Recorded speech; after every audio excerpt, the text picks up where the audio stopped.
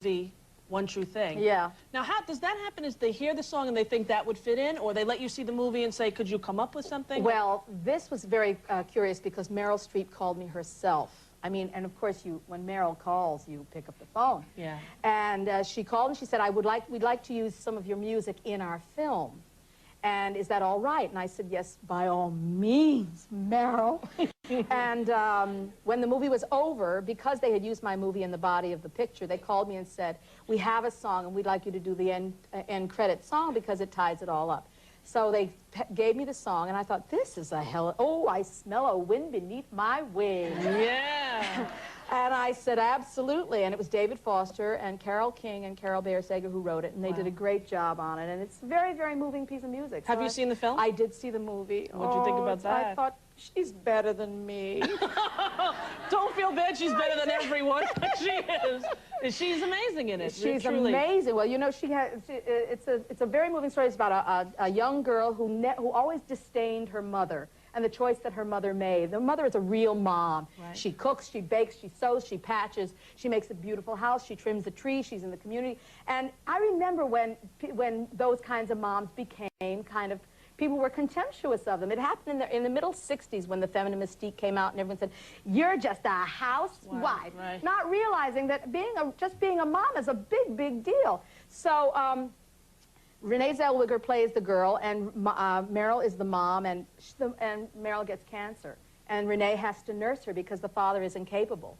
And she learns to respect the choice that her mother made, and it's so moving. Yes, it makes you pull your eyes out. Of course, you know me, everything is just that close to the surface with me. Anyway.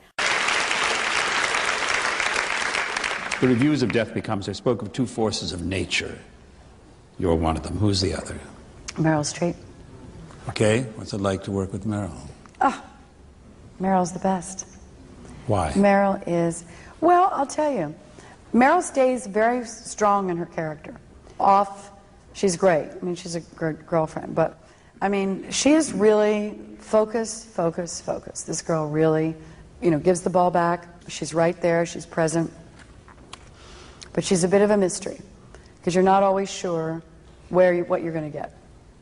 Which is great for me, because I like surprises. Mean once the camera... We all have limitations. I mean, most of us have limitations. Meryl Streep has no limitations. She's a freak. No, she's a Martian. Meryl's a Martian. I'm a Martianette. So... Charlie's Angels was like the most successful television show at the time. Yeah.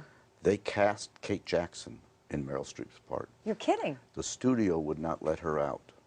So then they went back and looked at the list, and I had kept saying this actress Meryl Streep, because I had seen her, and actors hear about other actors before anyone else does. And finally they saw her, and she came in, and after she left, there was some controversy, because one of the people there, producer, whatever, said, first of all, what is her name, Meryl? What, Meryl? I said, no, it's Meryl. She said, first of all, she never opened her mouth. She didn't say a word. She just sat there. She had a boyfriend who had recently died, and it was John Cazale, a wonderful actor. He had been in Dog Day Afternoon with Pacino. I mean, and they had done a film together. And she was literally still in a state of mourning. And I did say to Benton, and he said to me, you know, because Ann once made the comment, there's always a perfect time to cast, sometimes to cast a person. And it was the perfect time. Not only did I know she was a brilliant actress, but it was a moment in her life when emotionally... She could draw on that pain Yes. and really give a good performance. And you just knew it. And she, you know, Benton was very collaborative. It was very similar to working on the film that I'm here to hustle. Last Chance Harvey? Yes, Last Chance Harvey, because he was the writer-director, and he allowed us to help write, and which we did. I worked with him in a room for about 3 months, and when Meryl came in, she asked him if she could write her own courtroom stuff, and he agreed, and that's all her own stuff. Wow. But yes, she's a brilliant actress. She sure is. I hope to get her on the show one day. I'll make a phone call. All right, I was going to say, you'll talk to her? her? Can't refuse. I like that. Since you're an Oscar winner, does it take the pressure off when you're nominated for an Emmy? Oh, no, not really. I remember a few years ago, I was nominated for Best Supporting for About Schmidt, and Meryl Streep was nominated that year, and Catherine Zeta-Jones, I think, won. And then we went to commercial, and Meryl sailed by, and she said, "We're going to the bar." And so I followed her in the bar. We were both in these evening gowns, and she sailed up to the bar, and she slammed her evening bag down, and she said, "I'll have a vodka." And I slammed my evening bag down, and I said, "I'll have whatever she's having." It was a very, you know, Betty Davis, Joan Crawford moment. It kind of took the sting out of it. How great, sitting there having a vodka with Meryl Streep, and just the two of you just commiserating. Well, it was, when we looked into each other's eyes, it was like, oh, we lost, you know? And I would have killed you to one, too. Yeah. You know? Oh, man. A year, and this Sunday nominated for 2 Golden Globes. Good luck on that. Thank you, but Meryl's going to win, and I'm going to take her down. When she walks up there, you're going to see my heel come off, and I'm going to... By the way, speaking of heel, that's a nice heel. This heel that is a very nice is heel. going to take Meryl Streep, but she's going to feel no pain when she hits the ground after I fling that at her. Article that Meryl Streep said that there's ageism in Hollywood. Would you agree with her about that? Ageism in Hollywood? She said that how there is discrimination actually in Hollywood in regards to age. I think it's a lack of great stories. I think if there were great stories, maybe there would be, well, she's never had a problem getting a part. I was actually surprised when I read that. I just was like, wait a second. Those big parts, you know, those Meryl Streep parts.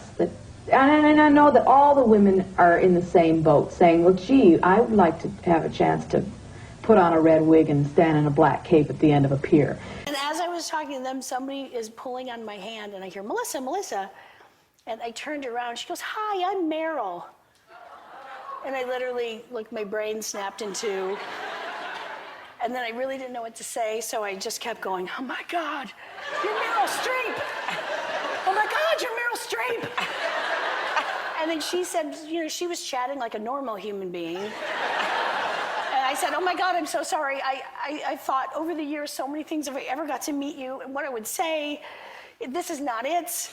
And she goes, "Oh, my God, don't even worry about it." And then for some reason, I felt the need to bookend it and repeat, "Oh, my God, you're Meryl Streep." Unbelievable guests on the show, too. Well, yeah, I mean, Meryl Streep is really unbelievable. It doesn't get any better than that. I know. How do you get Meryl Streep to do your show? Well, I, ran into her at, a Vassar thing, and she said, "Oh, I like that web therapy show you do." Wow. I was like, "What? You do? You've seen it, you do?" She says, "Yeah, how does it work? What do you do?" And I told her, "That sounds fun." And anyone who says it sounds fun, I say, "Great, you want to do it?" And she said, "I'd love to." I was like, "You understand I'm really going to get in touch with you and really try to schedule it." She said, "Great, I hope you do." And she did it. I mean, she did it. Wow. She came up with a character, and she showed up, and she was unbelievably good. We have a clip from that particular episode. Yeah. So. What do people have to know? Now, you're not interviewing Meryl Streep, you're interviewing a character that she's playing. Right, she's playing a gay conversion therapist. Okay. What is it like working with Meryl Streep, though? She's such an icon. Mm-hmm. It must have been amazing to say yes. I've worked with her. Yeah. Improvise with her. First of all, you're just in awe that it's her. Then she makes you get over that quickly because she's just really generous and she's very warm. And then you're in awe because she's brilliant. I mean, there's nothing she can't do, I'm convinced. Nothing. Now, improvising these lines that are hilarious. I mean, she's better than, how many writers? Who does she play? Because one episode aired with her, and then 3 more are coming. One more. Oh, 1 more is coming. Tonight, yeah. That's her final 2. Who is she? She's a gay conversion therapist. Then you see with the Meryl Streeps and the Madonnas. Do you really think so? Yeah. Really? Yeah. Imagine. It only took me 20 years to get there. Imagine that. If you would mind, you wish you were Meryl Streep? I can't wish I were Meryl Streep, no, because I'm having much more fun than I think Meryl Streep has. Really, she has to... Doesn't she have fun? Well, as you know, she has to play the sort of tight-lipped ladies. And it doesn't look like it's a lot of laughs to me. Does it look like it's a lot of laughs to you? I mean, she's always very... And she has to learn a new accent every time she opens her mouth, you know. I mean, my God. And she has to study for 6 months before she gets to set her foot on the stage, so.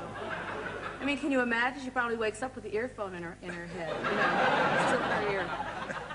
I don't know how she does it. Madonna, though, I mean, She doesn't study at all.